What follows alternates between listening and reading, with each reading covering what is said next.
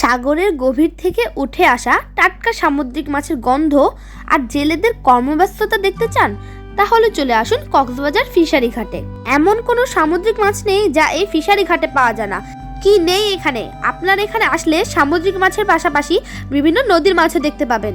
আপনি যদি এখান থেকে টাটকা মাছ নিজেদের বাসায় নিয়ে যেতে চান তাহলে সেটাও সম্ভব। এখানে আপনারা কিনে বাসায় নিয়ে যেতে পারবেন, আবার তারা হোম ডেলিভারিও দিয়ে থাকে। আসসালামু আলাইকুম বন্ধুরা, cook and grills with Rumana channel থেকে আমি লিন বলছি।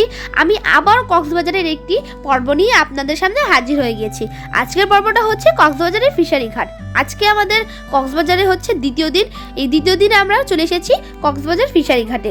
আজকের এই ভিডিওতে আপনারা অনেক জানা অজানা মাছ দেখতে পাবেন, যেগুলো এর আগে কখনো আপনারা দেখেননি। তো আর কথা না বাড়িয়ে ভিডিওটি শুরু করা যাক। কক্সবাজারের দ্বিতীয় দিনে আমাদের প্ল্যান ছিল কক্সবাজারের বেশ কিছু জায়গা ভালোভাবে ঘুরে দেখা, তাই আমরা আমাদের হোটেল থেকে একটা বড় অটো রিজার্ভ করে নিই। প্রথমেই আমরা চলে আসি ফিশারি ঘাটে। ঘাটে প্রবেশ করতে আমার চোখে পড়ে ভেজা ভেজা ফ্লোর এবং অনেক অনেক মাছ, তার সাথে মানুষের ভিড় তো রয়েছেই। একটু সামনে এগোতেই আমার চোখে পড়লো বেশ কিছু মাছ বলে করেই সাজানো রয়েছে। আমি জিজ্ঞাসা করলাম এই মাছগুলো এভাবে সাজানো রয়েছে কেন? ওরা বলল যে এই মাছগুলো এক একটা বলে আলাদা ওজন করে করে এগুলো বিক্রি করা হবে। আমি সেখানকার মাছওয়ালা আঙ্কেলদের কাছ থেকে জানতে পারলাম এই সামুদ্রিক মাছগুলো খুব ভোরেই চলে আসে এবং আসার সাথে সাথেই তাজা মাছগুলো বিক্রি হয়ে যায়। মাছওয়ালা আঙ্কেলের সাথে কথা বলার পরই আমার চোখে পড়লো রিঠা মাছ।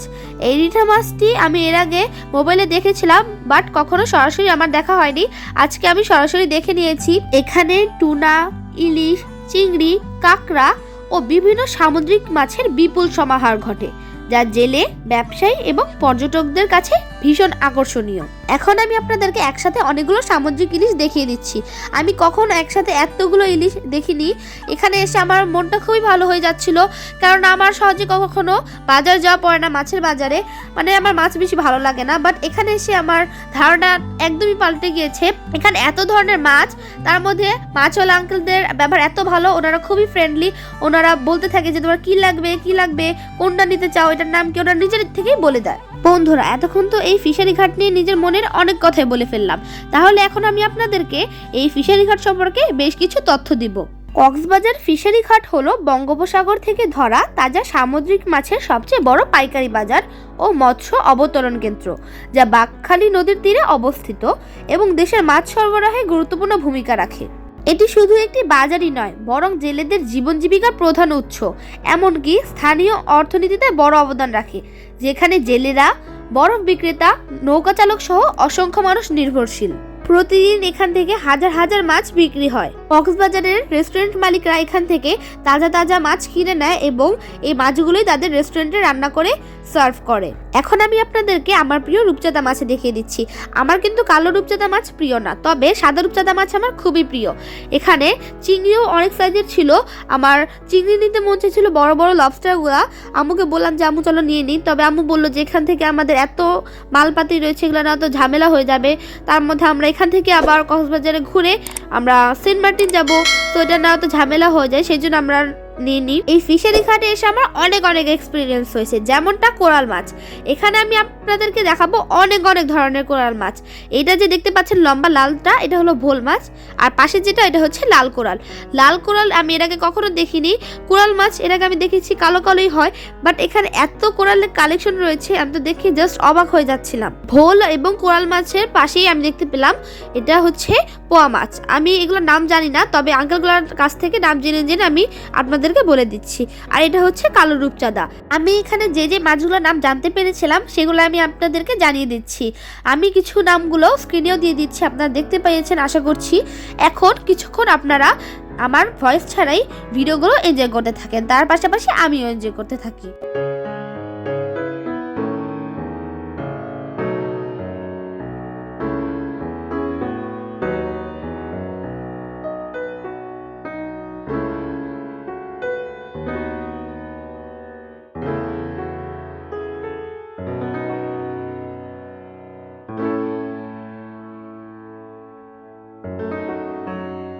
বন্ধুরা, এখানে এসে কিন্তু আমি অনেক সাইজের কাঁকড়া দেখতে পেয়েছিলাম, ছোট বড় মাঝারি সাইজ, অনেক সাইজ। আর এখানে কিন্তু স্কুইডও দেখতে পেয়েছিলাম। এখান থেকে অনেকে স্কুইড কিনে নিচ্ছিল, ওরা বারবিকিউ করবে, আবার ক্র্যাবসও কিনে নিচ্ছিল। বন্ধুরা, আপনারা যে হোটেল বা রিসোর্টে থাকছেন সেখানে যদি বারবিকিউ করার অপশন থাকে তাহলে আমি আপনাদেরকে সাজেস্ট করব এই ফিশারি ঘাট থেকেই আপনারা সি ফুডগুলো কিনে তারপর সেখানে বারবিকিউ করে নেবেন। আপনারা আপনাদের ফ্রেন্ডস কিংবা ফ্যামিলি নিয়ে এখানে আসবেন, সরাসরি দাম দর করে কিনবেন এবং সেটা পরে বারবিকিউ করে নেবেন, তাহলে দেখবেন সি ফুডগুলোর টেস্ট দ্বিগুণ হয়ে যাবে। গাইজ, আমার এবং আমার ছোট ভাই বোনের এত মন চাইছিল লবস্টার নেওয়ার, বাট কিছু করার নেই, এখান থেকে লবস্টার নিলে বাসা নিতে নিতে নষ্ট হয়ে যাবে। আচ্ছা বন্ধুরা, আপনাদের যাদের যাদের আমার মতো লবস্টারগুলো দেখে নিতে মন চাইছে আপনারা কমেন্ট বক্সে আমাকে জানিয়ে দিন, আমিও আপনাদের কমেন্টসগুলো দেখব। বন্ধুরা, যতটা রিসার্চ করে আমি জানতে পেরেছি এই ফিশারি ঘাটটা মূলত লবস্টারের কেনাবেচার জন্য বিখ্যাত, কেননা এখান থেকেই স্থানীয় রেস্তোরাঁর মালিকরা এবং পর্যটকরা লবস্টারগুলো কিনে নেয় এবং অন্যান্য সি ফুড যেরকম ক্র্যাবস, স্কুইড এগুলোও কিনে নেয়। সকাল থেকে দুপুর পর্যন্ত এখানে মাছ কেনা বেচার কর্মব্যস্ততা চলে, যেখানে দর কষাকষির হাঁক ডাকে মুখরিত থাকে পুরো এলাকা। এটি শুধু একটি বাজার নয়, এটি জেলেদের জীবন, স্থানীয় অর্থনীতি এবং পর্যটকদের এক জীবন্ত প্রতিচ্ছবি। যাই হোক বন্ধুরা, এখন আমি আপনাদেরকে আরো কিছু মাছ দেখিয়ে দিচ্ছি। এই যে দেখছেন লাল চিংড়িগুলো, এগুলো দেখে আমার এত লোভ লাগছিল, মন চাইছিল এক্ষুনি নিয়ে নিই। এখানে অনেক মানুষজন ছিল, এত ভিড়, একটু পরপরই মাছ নিয়ে আসা হচ্ছিল নৌকা থেকে।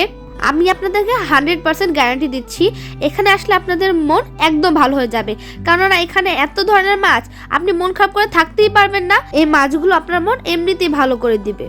আপনারা এখন যে মাছটা দেখতে পাচ্ছেন এটা হচ্ছে সামুদ্রিক বোল। এই মাছটা আমি এর আগে কখনো দেখিনি, এটা একটু অদ্ভুত লেগেছে, চেহারাটা খুবই ফানি ফেস ছিল। এখন যেগুলো দেখতে পাচ্ছেন এগুলো হচ্ছে ইল মাছ, বড় বড়। বন্ধুরা, এই ফিশারি ঘাটে এসে কিন্তু আমি সামুদ্রিক পাঙ্গাসও দেখতে পেয়েছি। আমি কখনো ভাবিনি যে পাঙ্গাস আবার সামুদ্রিক হয়। এখানে পাঙ্গাস মাছটা দেখে আমি একদম অবাক হয়ে গিয়েছিলাম। বন্ধুরা, এই ফিশারি ঘাটে আমি একটা অন্যরকম জিনিস লক্ষ্য করি, সেই জিনিসটা হচ্ছে এখান থেকে স্থানীয় মানুষরা কোনো মাছই কিনছিল না। দুই একজনের যা কিনছিল সেগুলো হচ্ছে ছোট ছোট কাচকি মাছ, মলা মাছ, এরকম কিছু। তবে বড় বড় যে মাছগুলো ছিল সেগুলো কিনছিল বড় বড় ব্যবসায়ীরা, রেস্টুরেন্টের মালিকরা এবং পর্যটকরা।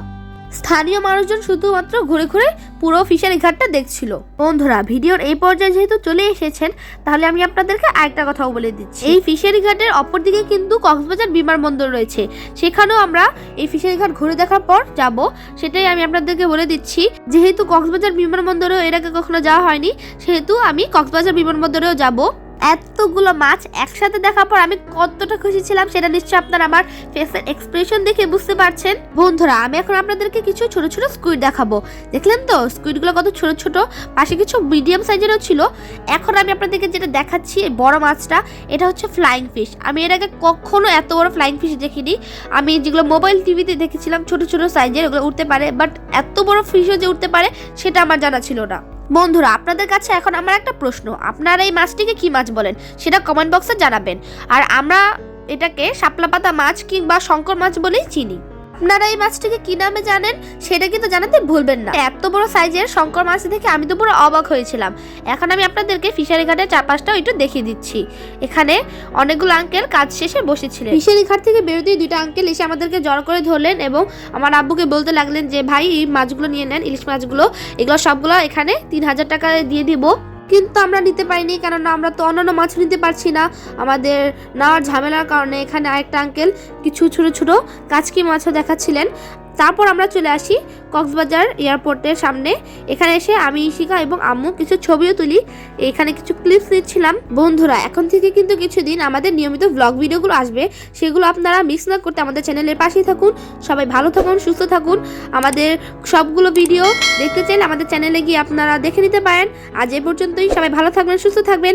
আমাদের পর ভিডিও আপলোড করা হলে সেটা অবশ্যই দেখে নেবেন। আজ এই পর্যন্তই, আল্লাহ হাফেজ।